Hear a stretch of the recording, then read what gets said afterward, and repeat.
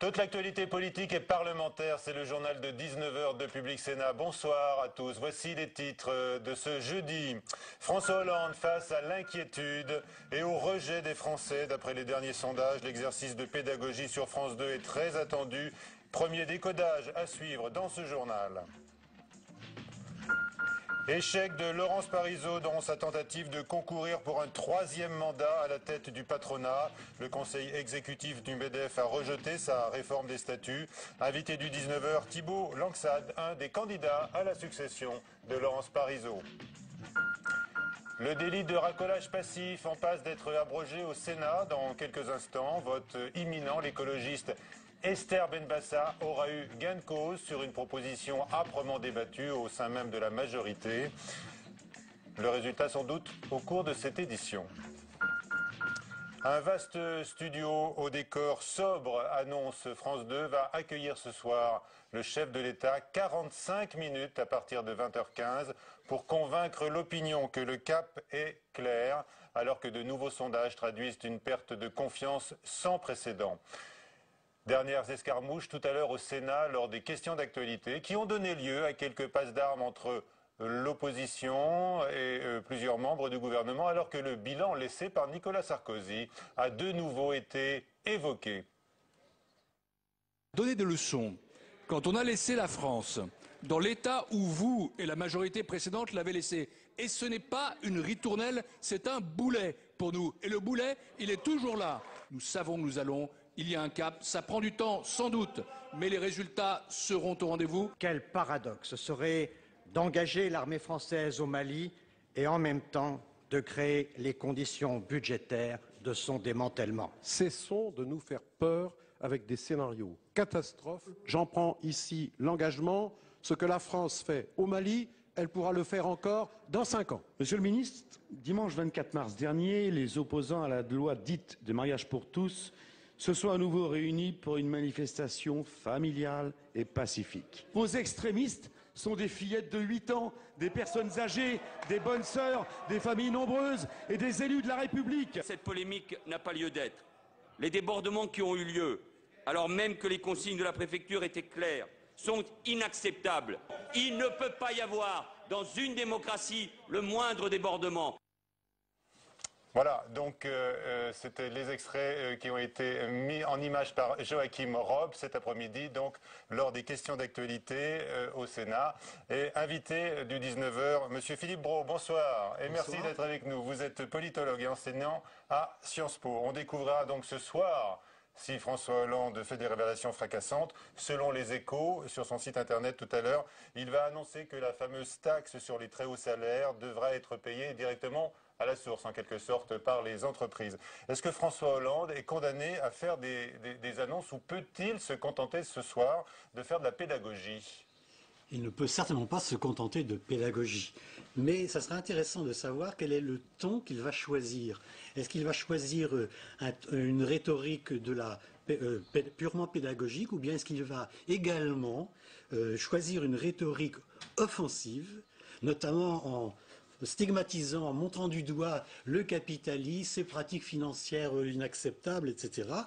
Je crois que c'est intéressant de voir quel sera l'équilibre entre ce discours purement pédagogique, d'explication, nous savons nous allons avoir des résultats, il faut être patient, mais ça évidemment, ça ne mobilise pas tellement l'opinion, surtout que les chiffres sont mauvais dans le contexte actuel, puisque le timing n'est pas très favorable. Voilà, l'environnement économique est épouvantable, et puis les sondages sont toujours plus mauvais, semble-t-il, pour le chef de l'État. Il joue également sa crédibilité et même sa compétence ce soir. Sa compétence, effectivement, est discutée, mais toujours, quand un chef de l'État n'a pas de résultats tangibles à mettre en avant, évidemment, on va mettre en cause sa compétence. C'est tout de même un thème relativement nouveau qui s'ajoute à celui selon lequel il serait indécis, il serait hésitant, il n'aurait pas de cap. Cette forme de désaveu personnel, c'est une grave difficulté supplémentaire pour lui. En réalité, qu'est-ce qui se passe ? Chaque fois qu'un président de la République est en bonne posture, on voit ses qualités, et chaque fois qu'il est en mauvaise posture, on voit ses défauts. Or, dans le cas présent, François Hollande, c'est quelqu'un qui est réputé prudent, qui est une qualité. Mais comme la conjoncture est très mauvaise, on va dire qu'il est hésitant, indécis, etc. C'est quelqu'un qui est modeste, c'est quelqu'un qui est intègre, c'est quelqu'un qui n'est pas flamboyant. Ça peut être une qualité, notamment, on l'a bien vu, il y a quelques mois, n'est-ce pas? Enfin, il y a un peu plus d'1 an. Mais aujourd'hui, on va dire qu'il manque de panache. Est-ce qu'une confiance peut être rétablie par une émission de télévision? Impossible. Cette émission de télévision, ça sera déjà bien si elle n'a pas des effets négatifs. Parce que actuellement, François Hollande... Ça peut être, ça peut être négatif. Pire qu'un coup pour rien. Oui, exactement. Il y a un petit risque. Pourquoi? Parce que François Hollande, il a choisi de faire cet entretien, parce qu'il lui fallait communiquer pour affirmer son autorité. Mais en fait, il n'est pas venu là à cet entretien parce qu'il avait des choses essentielles, des choses fantastiques, des annonces miracles à faire. C'est certainement exclu. Donc, il est dans une situation tout à fait délicate. Hein. Ce qui risque de se passer, c'est que, compte tenu du fait que cet entretien est un challenge extrêmement difficile, en fait, il a été entouré par une nuée de conseillers politiques ou d'experts en communication qui nous ont tous dit quelle était la meilleure formule possible. Le risque, c'est que face à cet ensemble de suggestions, il adopte un scénario, une posture rhétorique qui soit un peu artificielle. Il donne l'impression de réciter un discours qui n'est pas vraiment le sien, qu'il soit appliqué. Quel serait le meilleur discours? Le meilleur discours, c'est d'une part d'être vrai, d'être personnel. Le meilleur discours, ça serait aussi... Je me place de son point de vue à lui et non pas du mien. Hein. Le meilleur discours, ça serait d'être offensif, d'être très offensif contre le capitalisme en général, contre les pratiques financières inacceptables, etc., de façon à réchauffer le peuple de gauche. Bref, il faut qu'il parle avec ses tripes et non pas avec les tripes de ses conseillers en communication. Sans confiance, est-ce que la question de la légitimité du pouvoir va finir par se poser dans notre pays, selon vous? On n'a jamais vu des termes aussi rares, par exemple, que la débâcle, par exemple, c'est le titre, la couverture de l'Express cette semaine. Oui, mais les médias, vous m'excuserez de le dire, ils aiment bien un peu dramatiser, hein, spectaculariser. En réalité, on est dans un scénario relativement classique, avec un petit peu de singularité quand même. C'est le scénario illusion-déception. Les promesses de campagne reviennent comme un boomerang à la tête du François Hollande président. Dernière question, est-ce que François Hollande, face à la plaie du chômage, hein, et qui ne va pas s'améliorer à court terme, peut encore demander ce soir aux Français, par exemple, d'être jugé à la fin du quinquennat? Oui, et il a intérêt. Et d'autant plus que... Bien sûr, et d'autant plus que la zone, finalement, la victoire contre le chômage, enfin les avancées contre le chômage et en termes de réduction des dépenses publiques, en termes de croissance économique, ça dépend de qui? Pas de la France, ça dépend du rétablissement de la zone euro. Or, il y a de très bonnes chances, quoi qu'en disent beaucoup de Cassandre, il y a de très bonnes chances que la zone euro réussisse victorieusement à surmonter ces challenges. Très bien, on l'espère tous. Merci beaucoup Philippe Brault de cet éclairage. Et puis ce soir dans le journal de 22h sur Public CNA, une édition spéciale d'1 heure qui sera consacrée bien sûr à l'intervention du chef de l'État. Sonia Mabrouk recevra de nombreux invités. Le MEDEF a donc rejeté la réforme voulue par Laurence Parisot, contrainte de quitter sa présidence cet été. Après 8 ans à la tête de l'organisation patronale, elle se pose en garante de sa succession. Cécile Sixou.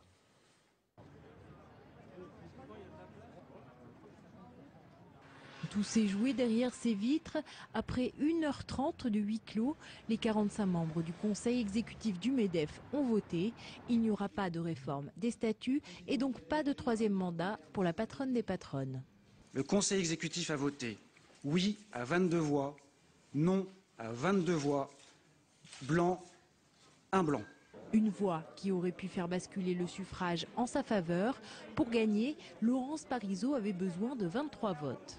Juridiquement, dans la mesure où il n'y a pas une majorité en faveur, ça équivaut en fait au fait que la résolution n'est pas acceptée. C'est ça que ça veut dire. Je soutenais Laurence Parisot, donc je suis déçu que le vote n'ait pas été positif. Pas déçu par contre, Charles Becbédé, opposé lui à modifier les statuts si près de l'élection. Je pense qu'on ne change pas les règles du jeu 2 mois avant un scrutin, aussi important soit-il, et donc, enfin en particulier quand il est aussi important. Et donc voilà, je pense que c'est ce que les membres du Conseil exécutif ont voulu dire ce matin. Laurence Parisot encaisse le coup, mais persiste. Ce vote aurait amélioré la démocratie au sein de l'organisation. Cette réforme aurait permis de mettre un terme définitif à des logiques de cooptation ou de renouvellement empêchés, négociés dans le secret ou sous les pressions. Laurence Parisot, disqualifiée, veillera au bon déroulement de la campagne. Ils sont d'ores et déjà 6 déclarés ou presque pour prendre sa place.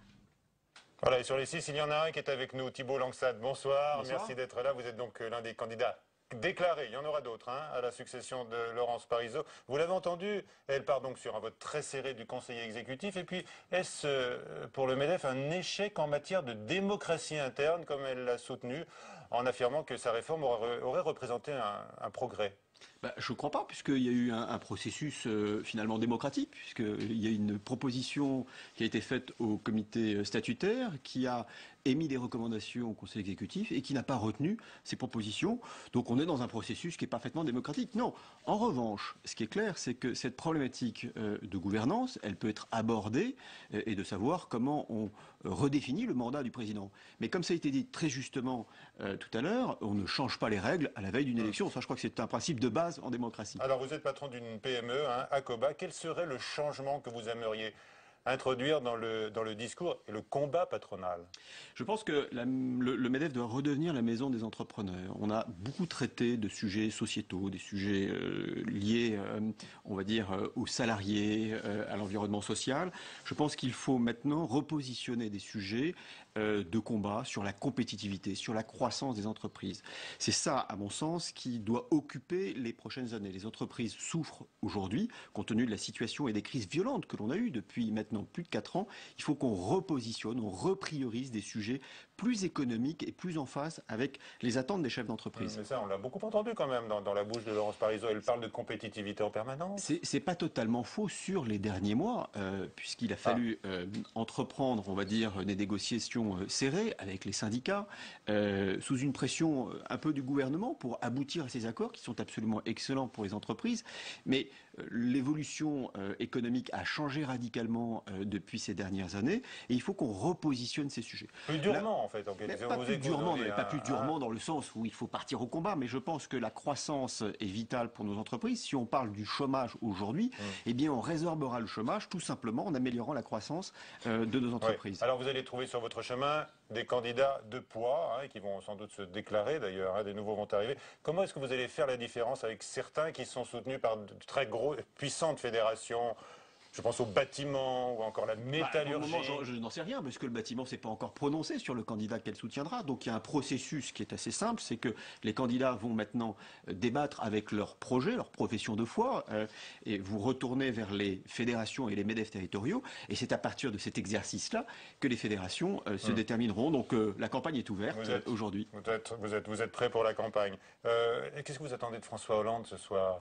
Je pense qu'il doit redonner impérativement un signe de confiance aux entrepreneurs. Il y a eu des mesures significatives qui ont été prises pour les entreprises, mais on a besoin maintenant de stabilité. Sur la compétitivité, vous l'avez dit, sur la compétitivité, mais enfin la compétitivité, ça a été négocié entre le syndicat, l'accord négocié entre les partenaires sociaux justement. Mais ça a été fait par le syndicat et le patronat. Donc ça, ce sont les corps intermédiaires qu'on négocie entre eux. Mais faisons en sorte déjà que cette loi, ce projet soit transposé sainement dans la loi, qu'il n'y ait pas de modification. La discussion est en cours, mais on attend surtout une reconnaissance très forte de l'engagement qu'il doit y avoir pour les entreprises.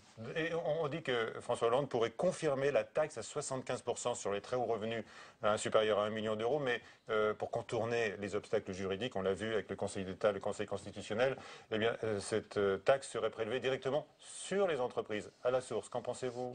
Non, mais c'est là-dessus où il y a probablement un peu une méconnaissance du monde réel de l'entreprise. Et j'attire, par le chef de l'État, par son gouvernement, par les députés. Et j'attire leur attention sur le fait qu'il ne faut pas casser la dynamique entrepreneuriale. Parce que derrière, nous sanctionnons des entrepreneurs qui prennent un risque. Et ça, c'est tout à fait condamnable. Au moment où on a besoin d'avoir des entrepreneurs qui créent de l'emploi, on risque de freiner cet élan. Thibault Langsade, merci d'être venu nous voir ce soir. Des files d'attente, de la colère, mais dans l'ensemble, pas de débordement lors de la réouverture des banques aujourd'hui à Chypre. Pour faire face à la demande, des conteneurs remplis d'euros étaient arrivés hier soir à Nicosie en provenance de Francfort. Quand Christiane Taubira cite le philosophe Emmanuel Levinas au Sénat pour en appeler à la conscience éthique des élus, la ministre de la Justice réagissait aux attaques contre le juge Gentil qui a reçu une lettre de menace et puis une balle de gros calibre d'un mystérieux groupuscule. On écoute la ministre. Emmanuel Levinas disait très clairement que l'élection est un surplus d'obligations pour lequel se profère le jeu de la conscience morale. Je parlerai plutôt de l'éthique, mais l'idée est la même, c'est le niveau d'exigence et j'espère que pour les prochains débats à venir, mais pour tous les débats en général, la parole publique se portera responsable à la hauteur de cette conscience éthique.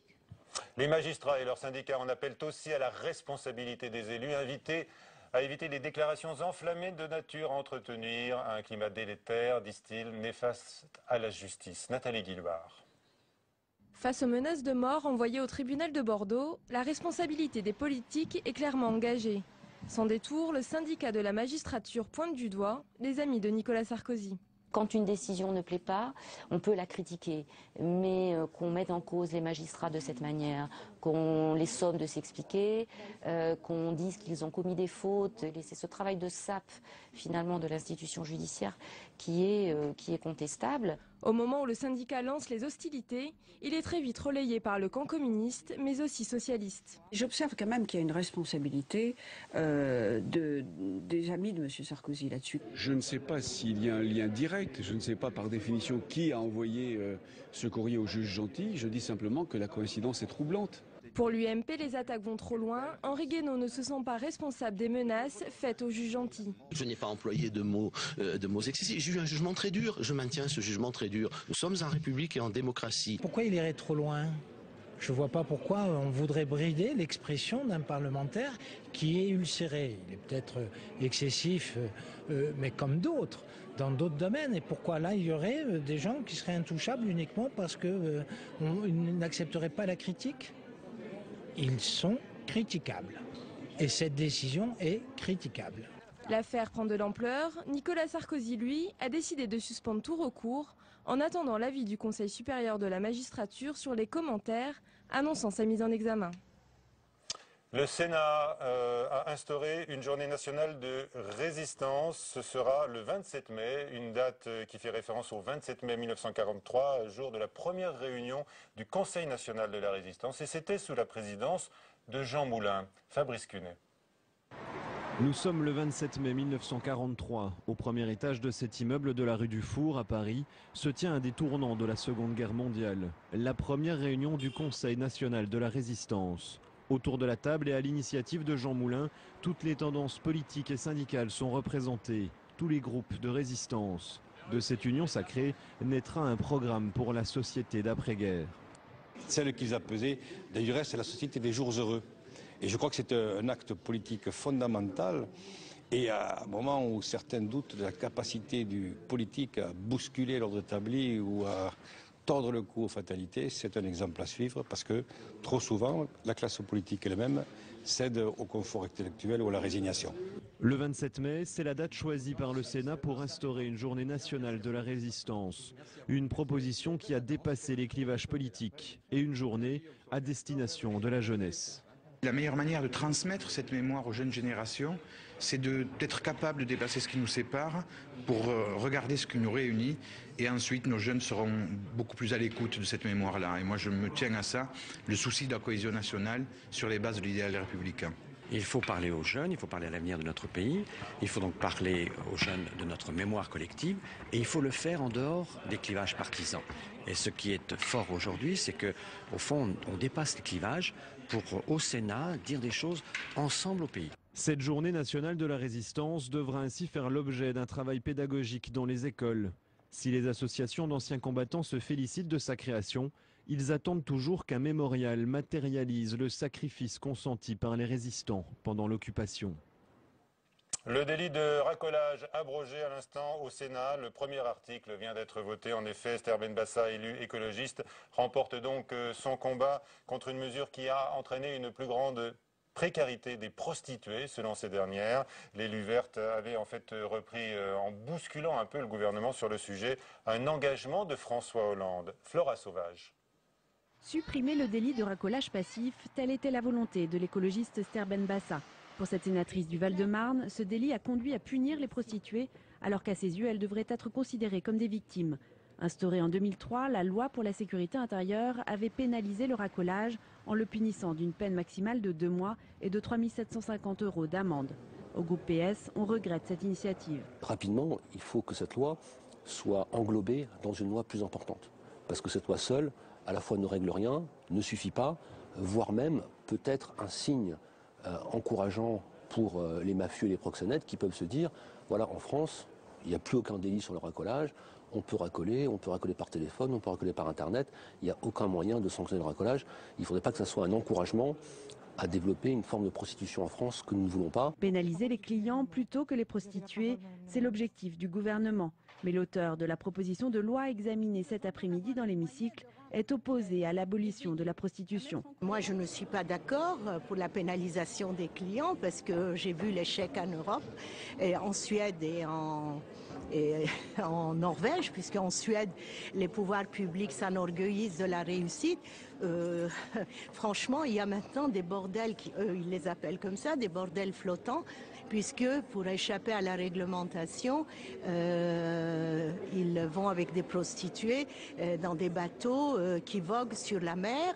Mais le gouvernement est déterminé. Un projet de loi visant à pénaliser les clients de la prostitution devrait être déposé d'ici à l'automne 2013.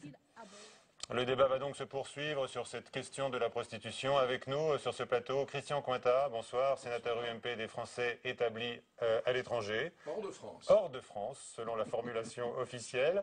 Et avec nous également André Gattolin, sénateur écologiste élu des Hauts-de-Seine. Merci d'être là, messieurs, pour un débat masculin sur cette question de la prostitution. Vos collègues féminines sont toujours en séance, puisque le débat se poursuit sur les amendements, mais je le disais tout à l'heure, l'article 1er qui abroge ce délit de racolage a été voté. Est-ce que vous reconnaissez qu'il a eu des effets pervers, ce délit de racolage, M. Cointat, sachant qu'il avait été voté à l'initiative de Nicolas Sarkozy, alors ministre de l'Intérieur? Effet pervers, je ne dirais pas, mais n'a pas eu les effets escomptés sûrement. C'est la raison pour laquelle, d'ailleurs, moi-même en commission, je me suis abstenu, étant plutôt favorable au texte, parce que je pars du principe, peut-être à tort, que ce n'est pas par la réponse pénale qu'on règle les problèmes. Maintenant, on veut tout pénaliser. Alors que je pense qu'il y a d'autres... alors, on va en parler. Alors attendez, oui, on va en parler. Mais c'était donc sur ce plan. L'étape suivante. Voilà, l'étape suivante. Alors bon, déjà, donc vous n'étiez pas hostile à cette proposition de votre collègue verte. Il faut dire, M. Gattolin, que il y a eu des réticences et même des divisions au sein du groupe socialiste sur ce sujet. Oui, enfin, on l'a entendu avec M. Kaltenbach à l'instant. Absolument, il faudrait le demander aux socialistes. Mais enfin, ce sont peu de personnes. Ce sont, à ma connaissance, 2 sénateurs socialistes qui sont opposés à cette abrogation du délit de racolage public. Globalement, tout le monde s'accorde à considérer qu'il y a un problème concernant la prostitution, que les réponses qu'on a apportées jusqu'à présent ne fonctionnaient pas. Ensuite, bien sûr, les points de vue divergent. En fonction de ce qu'il faut faire au-delà. Parce que cette abrogation, à mon sens, est essentielle et importante. Elle n'est naturellement pas suffisante. Alors, je ne suis pas un anti-prohibitionniste, je suis un régulationniste. Donc il va falloir faire aujourd'hui une grande loi. Les ministres s'y sont engagés ce soir devant le Sénat. Espérons que ça ne sera pas reporté à quelques années. Pourquoi dit-on que ça n'a pas marché? Parce que la police a quand même procédé à des interpellations pour racolage sur la voie publique. Ça leur permettait peut-être d'obtenir des informations sur le proxénétisme. Sur ça, je vous dis, il n'y a pas eu d'effet pervers, mais ça a eu aussi des effets négatifs, notamment en matière de sécurité des prostituées, problèmes de santé, etc. Qui étaient peut-être ils étaient obligés de se cacher, de s'éloigner. Il n'y a pas eu que de mauvais effets. La preuve, c'est que vous avez certains quartiers qui ont pu retrouver un peu de calme, ce qui n'était pas le cas auparavant. Mais le problème s'est déplacé dans d'autres quartiers. Non, parce qu'en général, c'est parti plutôt vers la périphérie. D'accord, plus loin. Voilà, un peu plus loin. Je dirais qu'on a fait passer la prostitution d'un stade, je dirais, de visibilité dans l'espace public à un stade d'invisibilité hors de l'espace public, à travers 3 grandes dimensions. Un, il y a eu le développement de la prostitution via Internet, le développement aussi de lieux fermés. Alors, il y a les fameux salons de massage, mais aussi un certain nombre d'officines plus ou moins contrôlées ou tolérées, non pas de manière légale, mais je dirais connue. Et puis surtout, il y a toute une partie de la prostitution de rue qui a été reportée dans les banlieues, souvent dans des conditions d'hygiène extrêmement difficiles. Et le fait même que les prostituées soient régulièrement, je dirais, arrêtées ou susceptibles d'être arrêtées par la police, parce que beaucoup de ces femmes sont des femmes d'origine étrangère, qui n'ont pas toujours des papiers en règle, font qu'elles n'ont pas la possibilité de se protéger, que les discussions qu'elles ont avec les clients les amènent à avoir des rapports sexuels parfois sans préservatif, et on a effectivement une augmentation des taux d'HIV selon les associations des prostituées et des maladies sexuellement transmissibles. Quelle est l'étape suivante pour les écologistes? Je crois on aimerait comprendre, parce qu'Esther Benbassa, on l'a entendu, elle ne veut pas pénaliser les clients. Or, c'est la ligne qui est défendue par le gouvernement, semble-t-il.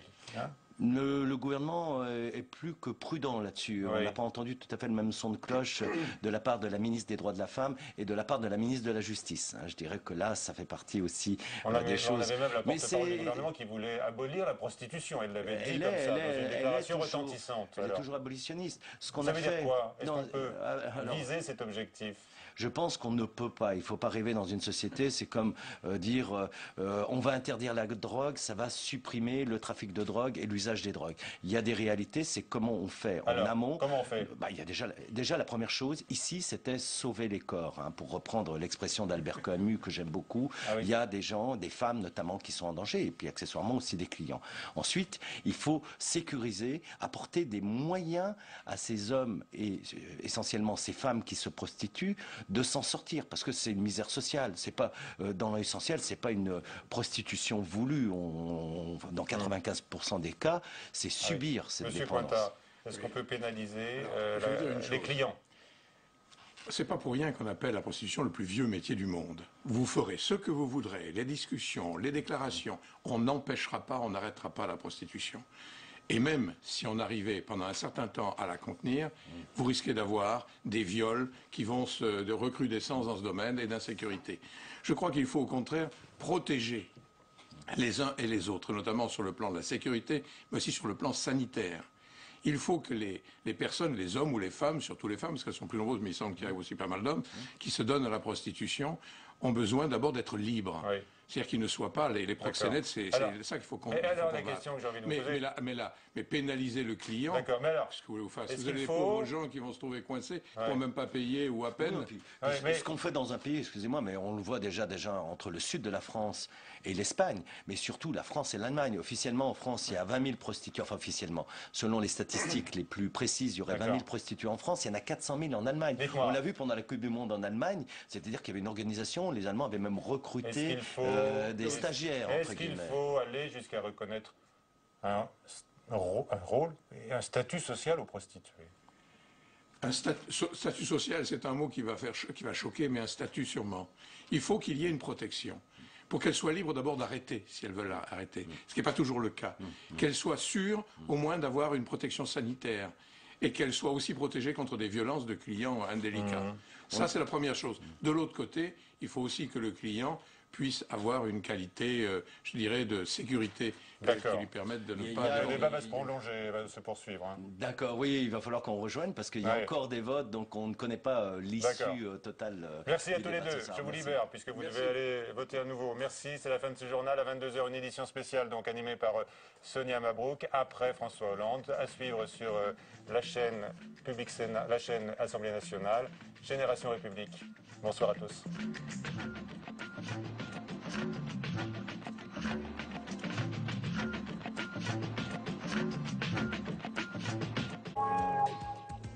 La Roumanie est un gros producteur de viande de cheval, mais aussi de porc.